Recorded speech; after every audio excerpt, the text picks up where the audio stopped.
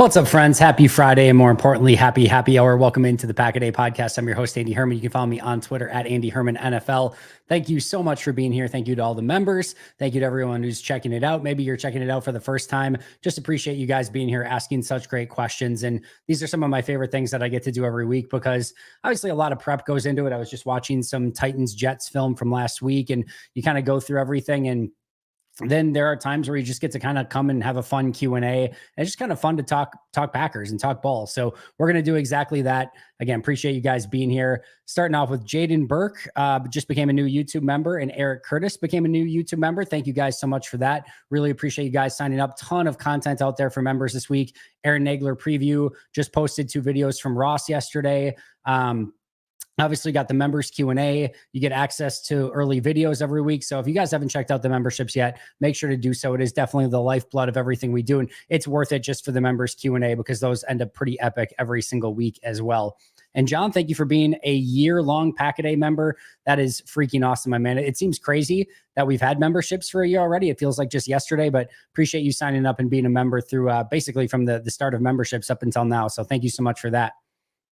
Richard really liked this question to start things off. So how do you see the future of inside linebacker? McDuffie is on his last year. Wilson is getting older. Quay is on his 4th year. 2 rookies this year and limited draft capital for next year. Well, first of all, I wouldn't say limited draft capital for next year. They'll have their full, complement of draft picks for the most part. They're not in a situation where they're going to have a bunch of extra picks. We kind of know that, but they'll have good draft capital. I'm not necessarily concerned about that. We'll also know that Goody is going to be apt to maneuver around the draft and probably pick up some extra picks. If I had to guess, I bet they still end up with 9 or 10 draft picks next year. So I don't think that's an issue. As far as your other point, Quay will be back next year, obviously. So we can kind of keep it fairly simple at the front end. Quay Walker, Edgerrin Cooper, and Tyron Hopper will be in the building next year. So that is going to be probably 3/5, maybe 3/6 of your linebacker room. Like those 3 aren't going anywhere. It is up to Green Bay to continue to develop those 3 so that when you go into next year, hopefully Quay can still be a middle linebacker. Now, I know a lot of people would love to see that upgraded. I would love to see competition there, but if you're looking at it on paper and where it would, you're hoping it would progress. If everything would go according to plan, Quay would be your middle. And then you would have sort of Edge as your sort of weak side. I know in the nickel defenses, they're interchangeable, but Quay and then Edgerrin played probably that nickel and weak side linebacker role. And then you would have Tyron Hopper as your strong side linebacker, kind of taking Eric Wilson's spot. Based on how Eric Wilson is playing now and knowing what he can do on special teams, do I think it's impossible that you could bring him back on a 1-year vet minimum type of deal, kind of make him the Mercedes Lewis of the defense a little bit? Yeah, I think you could probably do something like that if they wanted to. I don't think Isaiah McDuffie would break the bank if they wanted to go back in that direction. But my guess is you're hoping that Quay, Cooper, and Hopper can be your primary linebackers. They'll probably bring in some, minimum sort of vet signing, maybe Eric Wilson, maybe somebody else. They'll probably draft somebody probably on late day 2, early day 3, 3rd, 4th, 5th, 6th round picks, somewhere in that range. Probably bring in a couple undrafted free agents and let those guys go out and compete. That would be kind of my guess for the position. So I don't think they're necessarily in a bad spot, but they need the 3 young linebackers on their roster right now really to develop through the course of the season to give you that hope that those 3 can be the primary linebackers next year. And even if Quay falls off and he, you recognize that he can't be the guy, well, you can, you would certainly feel okay with him being your 3rd linebacker, right? So can Hopper and Cooper be the guys in your nickel defense? You have options there, but it's imperative that those options show out and show what they're capable of, and that you have some faith and comfort going into next year that those could be the guys. And if not, then you may need to look at free agency, even if it's a cheaper free agent. Off-ball linebackers generally don't completely break the bank, so you could go in that direction. Or, again, you could bring back an Eric Wilson. You could bring back an Isaiah McDuffie. You could maybe draft somebody in the 3rd round again, hope that you hit something there. But they'll take a look at it. But again, the primary 3 are going to probably be the primary 3. Good question here, Omar. Do you think Valentine listed as doubtful and most likely not expected to play Sunday, that Green Bay will elevate either Robert Rochelle or Kalen King? Yeah, I would expect Robert Rochelle to be active. I don't think there's any real chance that they go into this game with 4 corners, meaning it would just, if Valentine can't play, which he's doubtful, it would just be Stokes, Jair, Nixon, and Valentine. That would be the only 4. So I think it's fairly unlikely that they would do that. And then as to whether or not you would call up Robert Rochelle or Kalen King, that's pretty easy. You still have slot guys, right? So Kalen King, primarily a slot guy. Nixon is healthy in the slot. Ballantyne is cross-trained in the slot and has primarily been a slot all this year so far. And then you also have Javon Bullard who can play in the slot. So you don't really need a slot guy. You need an outside guy. So that would be Robert Rochelle. And you want the better special teams player, which is also Robert Rochelle. So I'd be willing to guess and almost bet that Robert Rochelle is going to be elevated from the practice squad on Saturday. I think that's probably going to be an easy call. So probably Robert Rochelle and Sean Clifford. I would still expect Sean Clifford to be elevated in one way or another. So those would be my two guesses for the elevations tomorrow. All right. K Ant, great Carmen episode of the days of easy NFC North wins over. The Bears and Vikings defenses seem set to keep games close, and the Detroit Lions are the reigning champs until proven otherwise. Yeah, I think, I went into this season saying at worst, for the Minnesota Vikings, they would be a pain in the ass. Like at worst, they would be a pain in the ass. And they are clearly going to be, I think, a step better than that based on what we've seen so far, beating San Francisco last week. Chicago is worse than I expected. I still don't think they're going to be sort of a picnic to play specifically based on their defense. Their defense has looked fantastic so far, and I think that continues to carry over. Now, whether or not their offense comes along and how that progresses, that remains to be seen. They've looked very abysmal on offense so far, but their defense will still make it that game is not an easy game to play. And then we know Detroit's going to be very tough and Green Bay is going to be tough for everyone. So I think this division is going to be very tough. I think it's going to be tough on opponents who are playing the NFC North. And I think within the division, teams are going to beat up on each other. But I still think this is probably a three, team race. I think Minnesota, Green Bay, Detroit. I don't expect Chicago to be in that. My guess is they end somewhere 6-7 wins. But it should still be a very tough division. And a lot of those games, like you said, are not going to be easy wins. Braylon Allen looks like who we wanted Dylan to be. Yeah. I mean, I'll just say this. I'm going to eat, crow on this one. I did not see Braylon Allen having that impact so early in his NFL career. And generally those type of running backs are not my cup of tea. He looks fantastic. I mean, he looks phenomenal. And I guess when I go back, and I'll have to watch the tape again just to see if I can learn any lessons from that one. It's just more of an indictment of where the Badgers offense was this past year. And really we're seeing it this year again without Braylon Allen, but an indictment of where their offense was because he could not get anything going. And it is clear that that was not anything to do with Braylon Allen. That apparently had a lot more to do with Wisconsin's offense. I'm generally of like those bigger backs take a little bit while to get up to speed. He does not take any time to get up to speed. He looks fantastic in New York. Really, really good pick by them. Like I said, I certainly got that one wrong, and I'll have to, go back and I'll go back to the tape, reevaluate, and we'll be better next year. But he looks really good as far as like him being what we, wanted Dylan to be. I do think they're different runners to some extent. I don't think Dylan ever showed the burst and acceleration that Braylon Allen had, even at Wisconsin. I think that should probably be clear first. But I do think that bigger power back that has some speed and can, be a little bit of a freight train in the open field. Yeah, that's definitely what Green Bay was hoping for, and just unfortunately never really got from Dylan. All right, let's see. Don't forget to leave a like on the live stream. Appreciate that, Tyree. Happy Friday. I love Rashawn Gary, but whenever I see him in number 52 on the field, it's hard not to think about Clay. Two good players, but Clay was at another level. What does Rashawn Gary need to do to get there?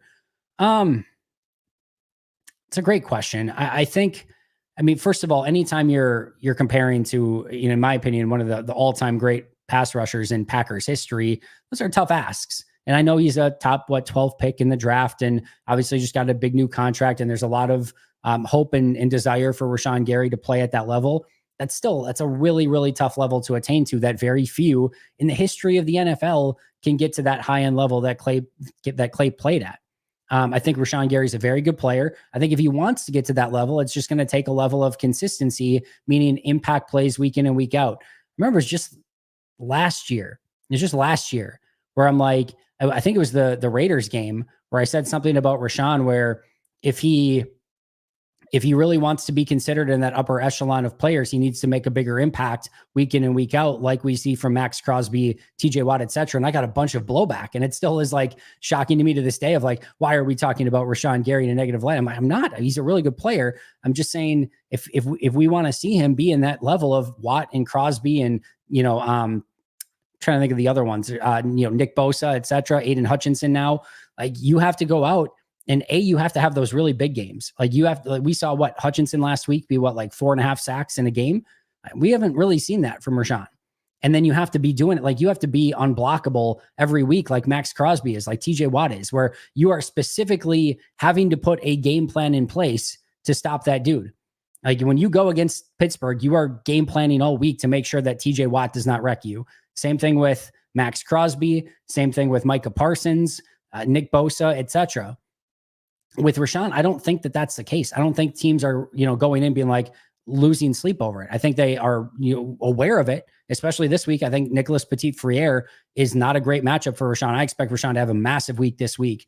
But when you're the best of the best of the best of the best, like when Quay was in his prime, it doesn't matter if you're going against a really good right tackle in Lane Johnson. He's still going to get his. It doesn't matter if you are, yes, containing the quarterback a little bit more. They're still going to get theirs. And I think that's where Rashawn has to bring it to that next level of, and I think we saw it for a decent part of like early to mid part of last year, even at times where you're like, it was getting there, it was getting close, but never quite got there. And then the second half, he completely fell off. And now through 2 games this year, although again, very specific game plan. I'm not judging Rashawn on anything yet this year. You just want to see that dude have a little bit more of an impact more consistently. So let's see what it looks like this week, because he should have a massive game against Petit-Frere this week. If he doesn't, then that's a little bit more concerning. But again, if you want to be in the best of the best of the best of the best, you have to be that dude, that freak every single week. And that teams are, again, losing sleep over having to go against you. I don't think Rashawn's made it quite there yet. Andy, all kidding aside, 2 linemen puked from the heat at the last game. Does our new conditioning coach do anything differently this week? Nah, man, that's just football. And it's going to be 90 this week. I don't think there's anything different. They'll hydrate more. And sometimes, if they were drinking lots of fluids, just throwing up isn't necessarily the worst thing in the world. And they were both able to play at a high level. So I don't really have any concern over it. They'll be ready. They'll have plenty of fluids. You didn't see any cramping last week, if I recall correctly. We did see a little bit of cramping in Philly, but this is their 3rd consecutive week. Without playing preseason, without doing, big time tackle football through the course of the week in practices, it takes a little bit of ramp up time. And these sort of things, especially in early season, hot weather, not to be unexpected. So I don't think they're doing anything wrong. I don't necessarily think they need to do anything differently, but they'll be prepared. They'll be ready. And you'll see that stuff just kind of die down as they get in football shape through the remainder of the season. Now let's get to a couple of these super chats. 2 weeks in a row. How do you feel about the offensive line? I feel good. I think there's some things that they still need to clean up. I feel overall good about where the starting 5 is at. You feel a little bit maybe concerned about the depth this week with no Jordan Morgan, where if somebody goes down, probably Jacob Monk on the inside. It'll be interesting to see, who's active. My guess would be Telfort, Dillard, and Monk are active, but that'll be a little bit interesting to see kind of what direction that they go in. I guess that's the only option, right? There's not really, you're not going to do Glover. So my guess is Dillard, Dillard, Monk, and Telfort will be the 3 backups.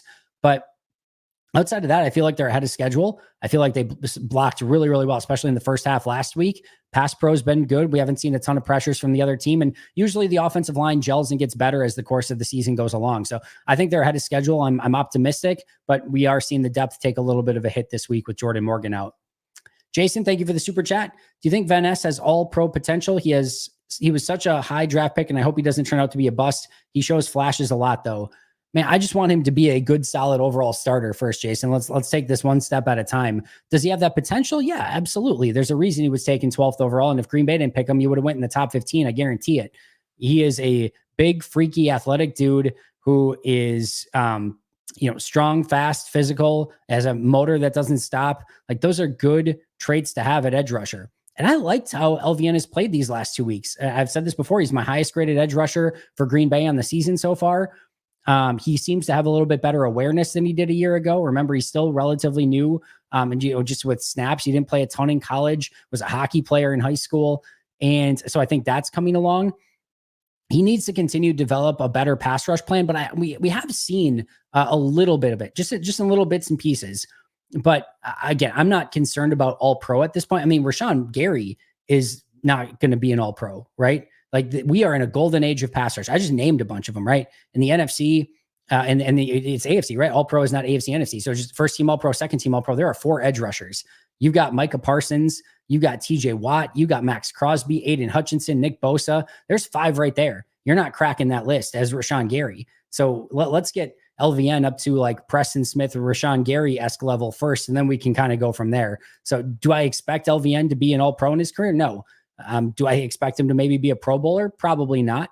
But, do I think he can be a really good pass rusher for Green Bay? Yes, but let's take this one step at a time. He's not even playing 20 snaps. He's the fourth edge rusher on a team of, well, there's 6 edge rushers, but on a team of, basically 4 edge rushers that are getting snaps. He's the fourth one right now. So let's see him get to be a starter first. And then once he's a starter, can he be a good starter? And once he's a good starter, can he be a great starter? And once he's great, then we can start talking about Pro Bowl and all pro. But yeah, is there potential there? Unequivocally, but he's got still a long way to go till we start having those sort of conversations. Dennis, thank you for the super chat. Appreciate that a ton. Do we know if surgery is an option for a Morgan shoulder? Not that I've heard of, Dennis. The good news is, as of right now, they have not placed him on IR yet. That could happen tomorrow if they want to sign somebody to the active roster or do some roster logistics tomorrow. Him being placed on IR is always an option. That you would have to miss 4 games then. So hopefully that's not the case. The last time he injured the shoulder, he was out a couple weeks. I could see them wanting to be a bit more cautious this time since it is the same shoulder and this is the second time that it's happened. But I haven't heard anything about surgery, and hopefully he's okay and can make it back in a few weeks. But as of this point, have not seen anything that would confirm that one way or the other. What do you think of Chris Brooks? Man, I really, really like him. Went back and watched some of the tape this past week, and I was stunned. Like, I tell you guys all the time, especially in cut down times, of like, running backs are a dime a dozen, and that number 3 running back, like, don't get excited about it. Everyone's got an Emmanuel Wilson. Everyone's got a Tyler Goodson. Everyone's got a, that sort of guy. Every single team, all 32 fan bases are getting giddy over some undrafted running back, every single time come cut down time. And they feel like their guy is going to be the one that gets claimed and so on and so forth. And it usually doesn't happen. So these guys are usually, again, you can find them. They're a dime a dozen, et cetera. But when I went and watched his tape, I was shocked that Miami sort of let him get out. I was shocked that he was just available on a practice squad. He looked like somebody that, I'm not like, this isn't like anything crazy, but like, he looked like somebody that you would spend like a 4th or 5th round pick on in the draft, which for a running back is a pretty solid investment. And I thought that from an upside standpoint, I think there's literally something there. He runs physical. He's fast. He sees the hole really well. I think people, when they see him run, are really going to enjoy his play style. He catches the ball out of the backfield really clean. His he had a couple screens with Miami that looked really great. We'll see how he can do as a blitz pickup guy, but he's got great size. So theoretically, it should be good. I was like, those are one of the ones, like, I don't remember watching him in college. My guess is I just never got to that far down on the running back list for guys watching in the draft. But every once in a while, you just throw somebody on and you're like, oh, all right, let's see what this guy has got or whatever. And you're like, all right, there's maybe a couple things there. But that was one where I threw on and I'm like, I was pretty stunned by how good he looked. And then, you never quite know if it's just like, all right, are you, I'm not seeing things, but like, maybe I'm just higher on him than somebody else. And then Matt LaFleur comes out this week and basically says how high they are on him and how impressive he has been. Like, he jumped the line and he has already had, Ellis Merriweather and the rest of the backs that they've had on the practice squad. So I think they like him. I think they should like him. He looked really impressive, and I'm excited that you can just find a guy like that and all of a sudden make him the number 3 running back. And if you need him, I think he can produce. I really, really do. All right. Where do we leave off here? All right. Why are the Packers colors green and gold, and why is the sky blue? Go back, go. How many, let's see, you've had 1 martini, a cocktail, and a beer per your message here, Mikey. I think, just maybe slow down a little bit. We're getting a little too ahead of ourselves with color questions and sky being blue, but I love it. Thank you so much for being here, Mikey. I love how Halfley talked about where Quay will get, not where he could get, and made a point of it. Yeah, Halfley's great, and I love his coaching philosophy. I think he's going to be great for these defenders, and I think they're only going to get better as the season goes along. Halfley gave Quay a big vote of confidence in press conference on Thursday. He did. And listen, that's why I talked about this the other day. First of all, saying like, there's always going to be a 22nd starter, 21st starter on the roster that you're always going to wish is better. You always wish somebody could take their place. There's always a 53rd guy in the 53-man roster. That's in youth soccer. Your 13th kid on your 9-on-9 youth soccer team, you're always like, man, if just our 12th and 13th kid was a little bit better, imagine how much better of a team would be. It happens in college. It happens in high school, on basketball, hockey, baseball, soccer. It happens in the NFL. There's always the one guy that's maybe struggling a little bit more. And I said the other day, if Quay and Nixon are your worst two on your starting 22, the ones that we're talking about a lot, you're in a pretty good spot. I don't think Quay is a bad player. I just think that he can be a lot better. And I think sometimes we lose sight of, like, all these guys are super talented and they are freak athletes and they're good football players. But we have seen some of the stuff from Quay that can look really, really good at times. And when you see that and you know the upside and you know why he was a first round pick, you just want him to play at that level more consistently.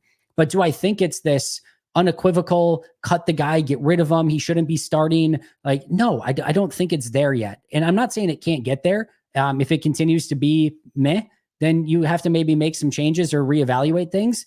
I'm not there yet with Quay, and clearly Green Bay and Jeff Hafley are not there yet with Quay. This is a long season. Next year, 2 weeks in, we will be talking about another player that we're frustrated with because they look bad through 2 weeks. Let's give this a hot second. I will say this too. I'm not expecting this to happen, but 2 weeks into year 3, a lot of people still were ready to cut Davante Adams. 2 weeks into year 3, people were still not, super pumped about Davante Adams, and that turned out pretty okay. I'm not expecting it to get there. I'm just saying there's a lot of talent there. You sometimes have to let that grow and cultivate. I don't think it's catastrophic that he's playing in the middle of this defense. Still think he can make some big plays. Let's see what he does against Tennessee, and hopefully he has a big week this week. You're missing you're missing a W at the end there, CW. You can call me Andrew. You can call me Andy. You can't call me Andre. You can't call me Drew. But I will take Andy or Andrew are both totally fine. Hey, Andy, happy Friday. I'm drinking a Revolution Brewery Hazy Hero today. What do you have going? I have a soccer practice for my kiddo that I'm going to be driving him to in about half an hour here. So I've got the wonderful brisk iced tea today. Nothing alcoholic. Wish it was maybe a Long Island iced tea, but just a brisk today. Love iced tea, by the way. Andre the Giant Herman. Let's see. Andy, do you think they can run single wing play again now that it's on tape? Yeah, I think they can run a play or two of it. I don't think they can build the offense out of it, but I think there are some plays, and I talked about this week. I think there's some plays that they can run that they didn't do a ton of last week that they can have success with. We didn't see a lot of zone stretch last week, and I think they can do a lot more zone stretch with a bootleg baked in if it's Malik Willis at quarterback. There's a play that the Jets ran this past week, that little shovel toss that Green Bay loves to run in the past. They usually did it with Aaron Jones. New York had a couple, or at least one play of that where they had success with it. And I think that's a play that they can run. I think they can run a little bit more pin pull this week. I think you could see there was a toss play early in the game that they just a flat out toss play outside to attack their edges. I think you can do a little bit more of that. I think you can do some more read option with Malik Willis. I think just some straight up, let the edge come down and read him. And if he's coming at the QB, hand it off. And if he's not, take it outside and run with it. I think you can do a little bit more of that this week. So I think there are concepts and run schemes that Green Bay will now have to take a different look at. I think there were some things that the Colts were expecting, some of the things I just mentioned that Green Bay didn't do last week. And now the Titans have to look at that offense last week and be like, where do we start? They're running high school concepts. They're running single wing. They're running everything. They're running pistol. They're running shotgun. They're running power. They're running everything. They're running duo. Like, good luck. Like, you put all that on tape, and now Tennessee's got to get all of that ready. And now Green Bay can still bring other stuff to the table. They can run some of it, what they did last week, but a lot of it's going to have to be new wrinkles. And I do think there's also some straight play action that Green Bay really didn't get to last week, especially if Jordan Love is in there. Either way, I think there are, like, Matt is a genius at showing one thing one week and then doing something slightly different off of it the following week, because he knows that team has studied it the week before. I think sometimes he gets a little bit of paralysis by analysis, where I think sometimes I just kind of want to see him like, hey, maybe run some of the stuff that was successful first, just to see if you can still be successful with it. Don't not run it because you think they're going to be ready for it. Prove that they're ready for it first. And I think sometimes, again, do what you're good at. But either way, he's really, really good at having wrinkles on top of wrinkles. And I expect him to have some of that this week. The division will be the best of all in NFL come 2025. I think there's definitely a real possibility of that. Are you concerned about the O-line given how little practice they've had this week?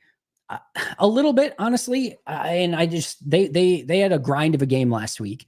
And I think you have that sort of game where you grind out a win by any means necessary. and then you get to the next week and it's going to be a 90-degree day in Tennessee and you have a really tough, especially interior of the Titans defensive line, I think that's going to be a tough matchup. And then a lot of these guys miss practice, are a little bit banged up. You don't have Jordan Morgan to rotate in. Yeah, I'm a little bit concerned.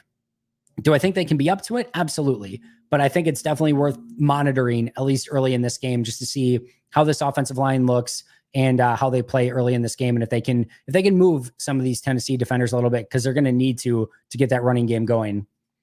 Watson or Wicks, which one is more important to get going sooner rather than later? I mean, Wicks had a nice week last week. He had the touchdown catch, had a catch along the sidelines. I mean, I think he led the team in receptions probably with 3. Maybe Kraft had 3 too, but either way, like both of them are in the conversation.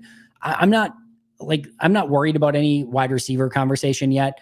More in the fact that like in week 1, again, there's only so many balls to go around. In week 2, you're with a backup quarterback and you're barely throwing the ball at all. So I don't necessarily know that it's like any of these guys need to get going or anything like that. Obviously, Jaden took a huge, portion of the week 1, playmaking plays. So I don't really care who it is. I don't care how they do it. I don't care if it's another game where they run 35 times and have success doing it. Whatever you need to do to win. And I guarantee you guys, all throughout this year, there will be Dobbs weeks. There will be Wicks weeks. There will be tight end weeks. There will be running back weeks. There will be probably a Melton week. There will be all Dobbs, Reed, Watson, like all of them. You're going to see different weeks where different players are the guy, and just kind of get used to that. And I don't think it needs to be a thing. I don't think we need to worry or panic when somebody doesn't. I think there's even with, if Jordan plays this week and every week the remainder of the year, which hopefully fingers crossed, there will be really good players that you look at like a 3-week period and you're gonna be like, wow, Romeo Dobbs these last 3 weeks has had like 5 catches total. Or it could be Dontavian, it could be Christian, it could be any of them, just because there's so many mouths to feed in this offense. So I'm not concerned about it as long as the offense is humming. And in week 1, they just didn't get the point production in the red zone that they needed to. In week 2, they were humming on the ground. They just didn't get the point production due to a missed field goal and a fumble by Josh Jacobs. But this offense has been great inside between the 20s. They need to be better in red zone, but they look great. And it's been done in different ways with different players. And that's going to continue week in and week out. And I don't really care who is the guy or who's going and who's not. Just run the offense the way that it can be effective. And I'm definitely more than cool with that. Just stepping in, I'm sure Tennessee defense is still good, but is there a chance that some of their stats are against a rookie QB in his first game without an O-line and that an offense that was still gelling? I think there's a bit of that, especially week 1. That Bears offense is obviously not very good. I think we saw the Jets against New England yesterday and saw what they are capable of. So I think that their performance in week 2 against New York was a little bit better. I think there's some things that they are susceptible to, but I do think I just watched their full defensive performance against the Jets right before I hopped on here. And it was impressive. They're attacking, they're physical. Feels like there's 12 defenders on the field. Really tough to run inside. They rally to the football. Not really anything open downfield. They play a lot of too high safety, Mel Kiper's nightmare, and they make it really hard all game for you. And if Malik Willis is at quarterback, it is going to be very difficult to put up points. I don't think, even with Jordan, I think, 21, 23, 24 points is going to be a decent day. So it is paramount that this Packers defense has a great day against Will Levis. The offense cannot turn over the ball, and the special teams has to be on point specifically. And Braden Arvison's got to make his field goals. Whether it's a Malik Willis revenge game or not, this needs to be a Braden Arvison revenge game, and he needs to get his and make sure that when he does get those opportunities, he's putting the ball through the uprights. Andy, if Jordan Love is practicing, how can the Packers get Willis ready to play this week? Well, Dan, we don't know anything about the team snaps. We know nothing. It could have been split 50-50 between Love and Willis. It could have been all Love. It could have been all Willis, and we just don't know. So just because the media was open to the individual parts in practice and Love was practicing, Matt never confirmed what Jordan did in team drills. So we just have zero idea. And like that's the big piece. Like they all go through the individual drills the same. So Jordan and Malik, that just because Jordan's doing it, that doesn't take anything away from Malik. Now, if Jordan's doing all the team drills and then Malik has to play and Jordan doesn't play, then yes, there will have definitely been a problem there, and that would have been a mistake and an issue. I guarantee they didn't do that. My guess is if Love is going to play, he probably took the majority of the reps this week. If they just didn't know, they probably split it pretty 50-50. And if they were hedging their bets and saying, you know what, Jordan will be good to go. Or if he's good to go, he'll be fine to play and we're not worried about the rust. Let's give Malik 75, 80% of the snaps just in case. they could have gone that direction too, but we have zero knowledge or indication of how they split the team reps, and that's ultimately all that matters. So could have been 100% Willis, could have been 100% Love, or anything in the middle, and we just don't know to be able to comment on it. Nicholas, thanks for the question. Can you see Malik Willis and Jordan Love splitting snaps on Sunday? Matt LaFleur said during the press conference today that everything is an option. I don't think so. I think Matt is, anytime he hears something like that, he's like, yeah, I'll agree with that. So now maybe Tennessee has to worry about that as well. If Jordan is good to go, I think they'll play Jordan. And if Jordan's not good to go, I think they'll play Malik. Could there be, I don't know. I can't imagine a scenario in which there's any real way in which like they're like, all right, now it's going to be Malik's turn. If Jordan plays, I just expect him to get all of it. I don't think it would need to be like, well, we don't want to put too much in Jordan. If there's any question, you just don't play Jordan. You play it safe. So I don't think so. Could there be like a play or two maybe for Malik? Maybe. But even that, I don't see. I think this is either 100% Jordan or 100% Malik, and I don't really see any split snaps. All right, Mitch, I am. Is this the week that the pass rushers get loose? Levis is mobile, but not to the degree of Hurts Richardson, in my opinion. Tack on the Titans' line has been miserable, allowing quarterback pressures. Could be a big week.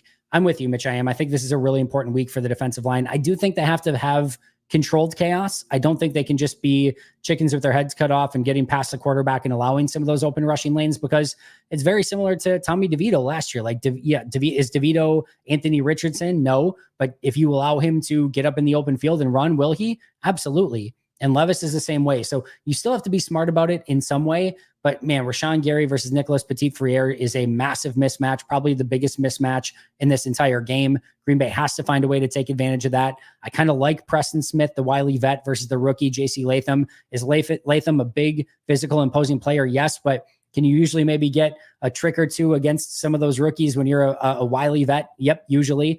And I think actually that Redunds versus Devontae Wyatt could go the way of Devontae Wyatt as well. So I do think that this defensive line is hungry. They were basically held back for the past 2 weeks, and now they're going to want to get after the quarterback. Hopefully, again, that starts this week against Tennessee, and we see some big-time sack and pressure production against that Titans offensive line. All right. Just double checking everything here. Also, Aaron was really fun to watch last night. He looked great. There were a couple throws. I was just watching that Jets-Titans game before I hopped on as well. He had some big time throws in that one as well. Obviously the end zone throw to Breece Hall. There's a throw he had to Garrett Wilson in the fourth. I think it was the fourth quarter. That was impressive. So, I mean, the arm is insane. That the throw he had fading away that he threw was that to Wilson in the corner of the end zone? That's like a pick six against, or for any other quarterback. That was a unbelievable arm throw at age 40. Like, just a stupid, ridiculous arm throw fading away at age 40 in that situation. It's pretty unfathomable coming off an Achilles. Nonetheless, he's a freak. And yeah, that was an impressive couple of weeks of performance so far. The NFC is so wide open that I feel very confident Green Bay can get back to the Super Bowl if healthy. I think there's some truth to that. I think they need to get healthy. I think they need to play their best ball, but they are a young, progressing, improving team that I think can hang with anyone in any given week. And I think the NFC is wide open. San Francisco doesn't look the same. I mean, there are 9 teams that are in a very similar tier. Philadelphia, maybe Dallas, Green Bay, Minnesota, Detroit, Tampa, maybe. I don't think Atlanta. I'm not putting them in there. Maybe Seattle, maybe probably San Francisco. I'm intrigued by Arizona. I'm intrigued by New Orleans. Like those 10 teams are like not that far from a degree of separation from one another. So it's going to be a very interesting NFC the rest of this year. Narveson kicked a 58-yard preseason game winners in the stadium. Repeat this week. Man, I don't know that I can make it through. If you say game's on the line and Braden Narveson comes out for a 58-yarder, I don't know that I can make it through that. My heart might give out. So let me just sign up for a 14-point Packers win, and I don't have to worry about that at the end. But if he makes it, yeah, sure, I guess I'll take it. Andy, don't you think that it is presumptuous of Texans quarterback CJ Stroud to be giving advice to Bears rookie quarterback Caleb Williams on any part of being a pro quarterback? You know what? I thought Carmen had a great take on this today. maybe it came off a little cringy, maybe, but I do think his heart was in the right place. I don't think he meant anything by it. I think he was literally trying to say like, "Hey, there's going to be days like this. You're killing it. Don't worry about it." And I think he was honestly just trying to be supportive. So I think sometimes that stuff gets overanalyzed. Personally, again, maybe a little big brothery from Stroud, but I didn't mind it. And I think Caleb probably could have handled it a little bit better, to be honest. Man, hey, thanks, man. Really appreciate it. Great game today. Hopefully, we'll see you guys again sooner, and you kind of go about your way. Like, I think it could have been that simple. And everything probably looks great. CJ looks good. Caleb Williams looks good, and there's no real controversy. So I don't know. It's going to be a much ado about nothing in the end, and I don't think anyone ultimately really cares all that much. Let's see here. We went through Jason. All right. We went through that, just making sure. All right. Sorry if you've already spoken this. How did 10 do today? Or what did 10 do today? He practiced. So I was not there for the media portion today, but it's only stretching. That's the only part you get to on Fridays is stretching. So he stretched with the team. He looked like he was going to practice. He went out to practice with the team. Matt said, of course, he's limited. He's questionable for the game. So that's all we know, Gary. You think LVN is pretty much already at Gary's level? Easy, Gary. Easy. He's not there yet. Gary's gonna have a big week this week. Book it. He's gonna have a big week this week.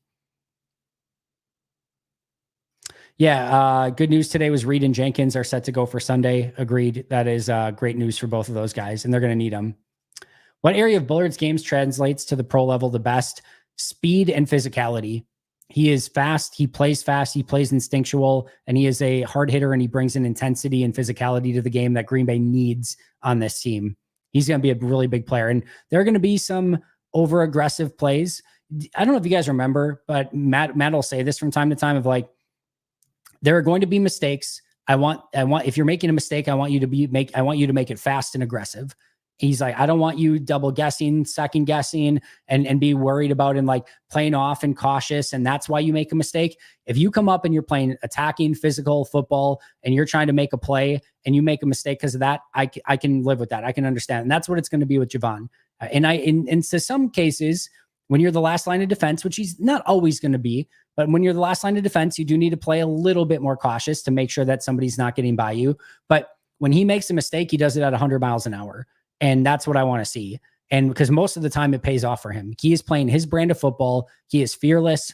And yeah, there's going to be a time here and there where he gives up a big play because of it, misses a tackle because of it. Saw it in week 1 against Philly. Totally fine with it because he's playing his brand his way, and it is going to pay dividends in the long run. And I think just the way that he plays and the more comfortable that he gets and the more savvy that he gets as he plays more and more, it is going to serve him insanely well. I love what I've seen from Javon Bullard so far. He has already met my expectations and has actually been better than I easily would have expected at this point in his career. So things he can continue to do better. I'm not saying he's arrived and made it and he's just this unbelievable player already. Like I said, there's going to be some hiccups along the way, but I'm really, really thrilled with what I've seen from him so far. But tackling, intensity, physicality, athleticism, all of it's there. And it really shows up on tape when you watch it. And I think it's one of those things where, if anyone that goes and watches the All-22, you can see it very clearly. I think on the game tape, safeties are always tough to see. Sometimes they're not even in the picture. So I don't think it's been nearly as evident, and he hasn't had the big plays like Xavier McKinney has. But I'm telling you, you throw on the All-22 of Bullard, and you will come away very impressed very, very quickly. All 10 NFL experts went against us today versus Indy last week. So they all went 0-10 versus Indy last week. Yes, I did. I think there were a few more that picked Green Bay this week. Who plays more moving forward, Valentine or Stokes? Well, Valentine's out this week. Well, he's doubtful, but he's not going to play.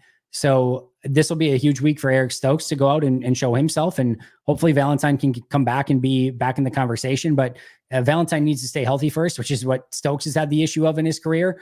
I quite honestly just don't care, just as long as those guys both keep playing well and one of them's healthy. I don't know. I feel pretty good with it, but I think if they were both healthy, and just from what I've seen so far, I think Valentine is a tick ahead, and I would probably put it in Valentine's court, but they're both good. I think they'll both continue to rotate and both continue to play once they're both back 100% healthy. If they can pull this game out, I think we are well on our way. Listen, this is a tough schedule. And this is a really, really tough schedule. I don't know if you guys have looked at it and recently since the season started. I actually think the Titans are a better team than the 0-2 and like the impression that they get. I think they're a good team with a bad quarterback. They remind me a little bit of the Bears with Trubisky, where like they had some really good players on that team, but they just had a crappy quarterback. This reminds me a little bit of that kind of Bears team. I actually think they're better than their record states. Minnesota's better. Now the Rams are decimated. That game probably looks easier than it ever has. They're probably without Cup and without Puka in that game. They are decimated along the offensive line. Like they've got like an IR list that's full already. Like that game probably looks easier. The Cardinals game looks harder. Texans game looks hard as expected. Jacksonville's 0-2. I still think they're a good team. And in Jacksonville, I think that's still going to be a tough game. Lions are going to be tough. Bears probably looks a little bit easier than we're expecting, but that's, as we know, going to be their Super Bowl probably. 49ers will be tough. Dolphins will be dependent upon if Tua is back by that point, which that's Thanksgiving night. We've got over 2 months away. My guess is he's back by then. Maybe that game looks a little bit easier than we thought originally, but that's still not going to be an easy game. Detroit's going to be tough in Detroit. Seattle's going to be tough in Seattle. The Saints look way harder. Minnesota is going to be tough. And then the Bears again, which that game could come down to the Packers make it to the playoffs or not. And I guarantee you the Bears, that's going to be their Super Bowl too, of like, can they knock the Packers out of the playoffs? And my expectation is that probably the Bears get better as the year goes along offensively. That is not an easy schedule. There are no New England Patriots on this schedule. There are no New York Giants on this schedule. There are no Carolina Panthers on this schedule. Like the worst of the worst, Green Bay doesn't have any of those on their list. So there are, the Titans, the Rams, maybe a couple of those, maybe Jacksonville ends up easy. Maybe you get some quarterbacks. The Bears games are relatively easy, but like that's it. This Titans game, which you may not have Jordan or may probably not have Jordan for, the Rams game in a couple weeks, and then maybe the Bears game, like those are the only four that you would maybe even remotely say, yeah, those are kind of easy games. And again, the Titan one isn't if you're without Jordan or if Jordan's not at 100%. So then maybe Rams and maybe the two Bears. But I think every one of these games is going to be very tough. I agree with you that I think if we pull this one off, it's we're back to where we want to be, 2-1, and you can kind of move forward and hope that Jordan's healthy going forward, and you can kind of refresh your season a little bit. But it is going to be a tough schedule one way or the other. All right, let's see here. The sky is blue because of Raleigh scattering. The angle at which okay, we're over our heads here. Let's see. Quay has a lot of money on the line. He does. He has the opportunity to get that 5th-year option picked up. And even if he doesn't, next year will be a contract year for him then. If he plays well these, one of these next couple of years or both years, he can definitely get himself paid, have a Patrick Queen sort of resurgence and get a big contract in the offseason. If he doesn't, he goes on and probably gets a 1-year, $3 million deal somewhere. So this is definitely a big couple years for Quay. I agree, Driving Crooner. And I love the name, by the way. Very, very good name there. Love that. I think you should leave. Watch it every single day. Great question. So both kids are in flag football at different points of the year. My youngest, Elijah, is in flag football right now. And he's also in soccer. My oldest is in soccer and also basketball, flag football. They're both in gymnastics. My oldest does speed training. Yeah, we've got sports like 6-7 days a week, almost year round. So they're both in a lot. But long story short, my youngest, his favorite sport is football, but we still probably won't ever have him play tackle, quite frankly. We kind of agreed that if either of them get to high school and are dead set on really wanting to play tackle football, we'll have a conversation and talk about the risks and see where everything is at that point. But up until high school, it's basically a non-starter. So they both do some level of flag football. But yeah, my youngest, his favorite sport is football. My oldest, his favorite sport is soccer, and then probably basketball after that. So I don't think football is really going to be in the equation for my oldest, although you never know. My youngest, he's already a little bit, he's only 7, but he's already a little bit devastated that, that football might not be able to be a little bit of a bigger part of his life, but we'll see. A lot of time to go. The Packers originally wore, oh my goodness, we're not going here. Soccer is much safer. If you could get a straightforward answer from the front office, Matt, about one thing, what would it be, excluding Love's timeline? I just want the draft board every year. My question would be, what was your entire draft board from 1 to 400 or however you want them ranked? I want it in order. I just want to see the draft board every year. And I don't have to tell anyone about it. I don't need to report on it. I just, for my own insane curiosity, I would give about anything. And you could like, I would sign a form in blood, swearing myself to secrecy. I would give anything just to be in the draft room every year. Like I would give almost anything to be in the draft room every year. Like that would be the dream. So yeah, that would be what I would want to know. I think that would be the most fun. Andy, do you think we can have some RPO plays if Malik is under the center on Sunday? Yeah. In fact, I would like to see more of it, quite frankly. We saw little last week, but I think we can see more.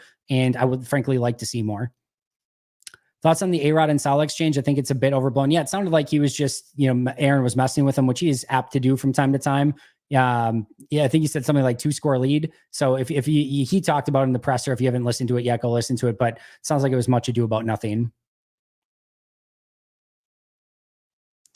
Bryce, appreciate your content, Andy. You mentioned in your season predictions video, the Packers would make a trade at the deadline. What position do you think they target? So when I said that, and if you remember in my breakdown, I said they would make a significant addition at the deadline. And if I remember correctly, I said something to the effect of, I have no idea what position because it'll probably be based on injury. Because you kind of look at it now, I don't know where you trade for it. Could you trade for maybe like an upgrade at like slot corner? Like maybe, but I don't really see that happening with the contract they gave Keyshawn.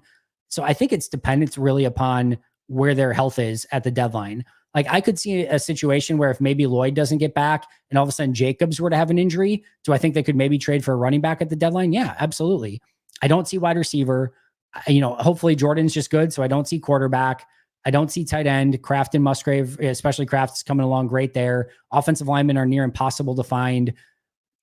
I don't think it's going to be edge rusher unless there's injury, defensive tackle. I still don't think it's going to be linebacker, corner, safety. So like you look at it and they have the depth in the players at every position right now. I think it would take them getting sort of decimated at one position of need and then maybe trading for somebody, but they haven't had that happen yet. And knock on wood, they won't have it happen. But if it does, I could see Goody being aggressive for exactly that reason. All right. PJ Wynn, member for 12 months. Appreciate that, PJ. Oops, sorry. Made something live for once. Thanks for everything, Andy. PJ, you are more than welcome. Thank you for being here. And thank you for being a member. Preston, if an NFL team gave you a chance to either scheme coordinate for them on game days or be their GM, which would you? Oh, GM. GM is probably the only thing that I would rather do than what I'm doing. There's not much else. If I could maybe be, like an NFL, or not an NFL scout for a year, but if I could like shadow an NFL scout for a year, I think that would be like really fun. I probably wouldn't do it because I would lose all of this and wouldn't be able to do it. But I think the only thing that anyone could really offer me that I would not do this every day and do what I'm doing right now would be like if the Packers are like, yep, you can be GM of the team, which is clearly not going to happen. But yeah, that's the dream. Everything else is meh. I mean, if you gave me like a director of player personnel, I guess maybe I'd consider it. But outside of anything crazy like that, I'm more than beyond blessed to be doing what I'm doing, and definitely like the GM side more than like the coaching side. All right, just trying to get back where we were here. All right, there we were. Dennis Brooks week it is. I would love to see Carl Brooks have a big week this week. Watson was heavily involved in blocking for some of the bigger runs. He very much was. I have no issue with the way Christian has played so far. Mel Kiper's take. It's interesting. I don't know if that was I got to get out of here in a couple minutes, guys, but I don't know if that was like, hey, let's get some buzz going. Let's create a topic that doesn't need to be a topic, or if that's really what he thought. But I don't know. That is a bizarre take for somebody that covers the NFL to have. Just an absolute bizarre take. Why do you think Kraft is getting more time than Musgrave? A, he's better. B, he's a better blocker. He's just a better all-around tight end. It's not particularly close. And I said this the other day. It's not that Musgrave is bad or is taking a step back. Kraft is just that good. He's clearly the guy. I've been talking about this for like 9-10 months now. Kraft broke out in a major way last year, and he should be the number one tight end. All right, I'm going to try to get to some member chats here, and then I got to get out of here in the next minute or two. Hoping Heffley was just using coach talk and not serious, calling Levis a mobile quarterback who you got to contain. He's got to let this line loose or I'm going to be worried. I mean, look at 40-year-old Rodgers. Levis is very athletic, so do not underrate that. I understand exactly what he's saying. Like I said, he can have a very Tommy DeVito type running game if you allow him. So you still have to be smart about it, but I do think this defense will be far more aggressive than they were these past couple weeks. All right, let's see. See if there's anyone. I probably only get to one or two more at most, guys. Dan Guessford, good to see you. Well, your one son is being scouted by the NFL already, so you must be a busy guy. I'm not so sure about that. Going to try to catch a Brewers playoff game? Absolutely. I don't know if I will, but I'm definitely going to try to do it. Andy, do you think there's more Packer fans that don't live in Wisconsin than do? That's a great question. Probably, maybe. I don't know. That's a good question. Any dropping in, sorry if this has been asked, what do you think it would take for Cooper to see the field more? I've become a Quay hater. Don't become a Quay hater.